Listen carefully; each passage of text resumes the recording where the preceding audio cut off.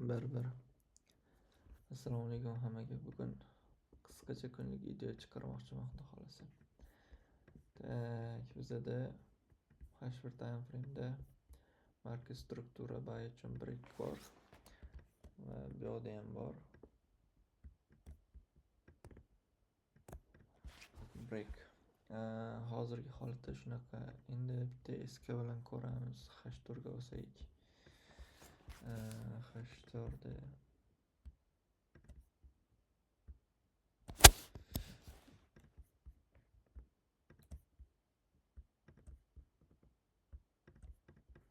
mana hozir narx tek profitda turibdi. Mana shu tepada. Bu yoqdan qanaqa reaksiya beradini ko'rish kerak faqat.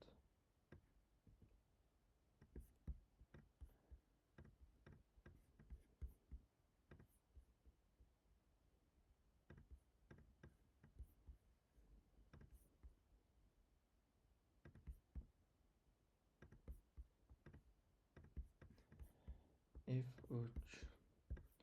Bu narx kelishi mumkin bo'lgan zonamiz. Aynan mana shu narxlarda.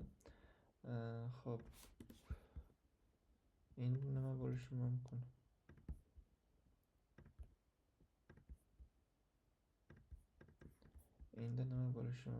Tek profitda biz bitta reaksiya olishimiz mumkin BC ga qarab. Agar bundan tepaga chiqib ketib qolmasa, chiqib ketadigan bo'lsa, biroz teparoqda bo'ladi. Umumiy holat bo'yicha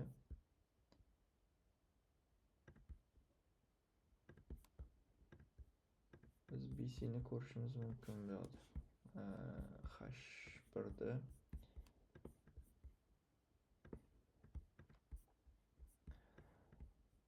H1dagi holat aynan shunaqa. Biroz teparoqqa chiqadigan bo'lsa, mana bu yana ham teparoqqa ko'tarilishi mumkin. Bunaqa bo'lib, uni yana ham ko'ramiz. Hozircha shunaqa. Agar M15 da market struktura biroz yasab, mana biroz yasab pastga break qiladigan bo'lsa, unda BC ga kelib ketamiz hozir. Tak.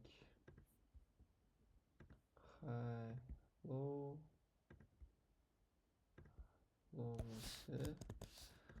oxirgi breakimiz bizda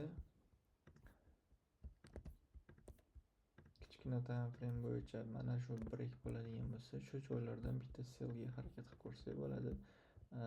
Bunga asos market struktura breakini olamiz.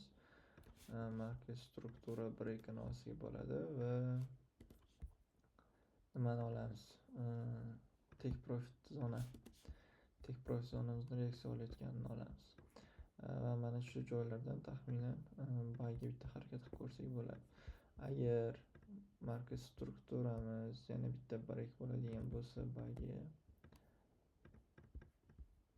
buy ga yana bitta break bo'ladigan bo'lsa, unaqada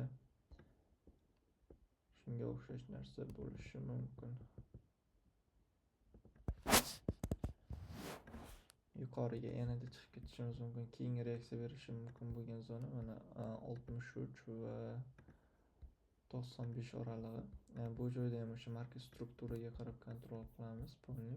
Hozirgi holat market struktura faqat buyda turibdi. Ertalab ochilgan impuls og'ondida gap bor edi mana shu atrofda. Balki o'sha gapni to'ldirib BC ga kelib, keyin davom etar trend. Umumiy ideya hozir shunaqa, mana shunga qarab ish qilsak bo'ladi M15 ga.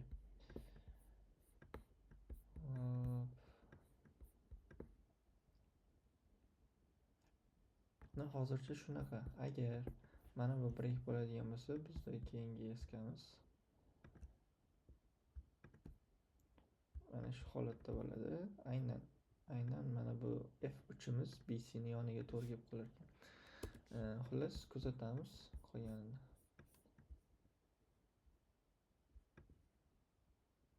Mana bu narsani ko'rsatib bermoqchi edim. Ya'ni mana bu qanaqa shakllanadi degan ma'noda. Mana katta time frame break, buni ichki time frame'larida market struktura break bilan chiqib kelgan. Mana break.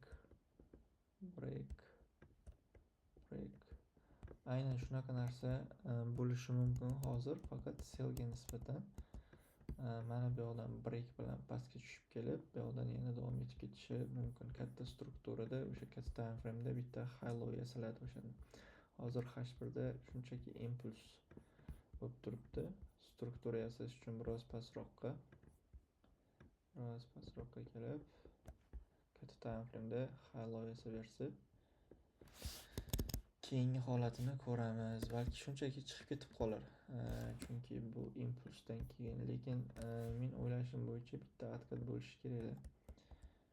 Bitta откат bo'lishi kerak.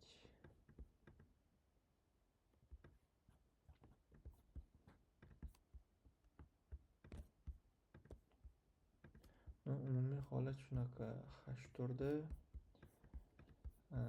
H4da bizda mana bu yoqda break bor, lekin switchlar ketma-ketligi yo'q hozircha.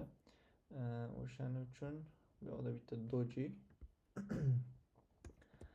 o'shaning uchun bitta ko'rish kerak yana qanaqa. Bu Sahoda oldida hali yopilmadi H4 adashmasam. Uni ham bitta ko'rib qo'yish kerak. Agar shundan tepada yopiladigan bo'lsa, biz yana buyga harakat qilib ko'rsak bo'ladi. If-uchimiz bizda ancha yuqorida.